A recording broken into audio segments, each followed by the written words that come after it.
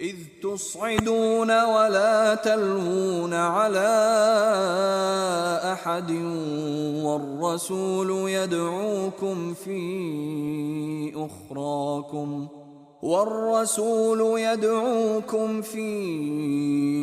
أخراكم فأثابكم غما بغم لكي لا تحزنوا على ما فاتكم ولا ما أصابكم والله خبير بما تعملون. إذ تصعدون ولا تلوون على أحد والرسول يدعوكم في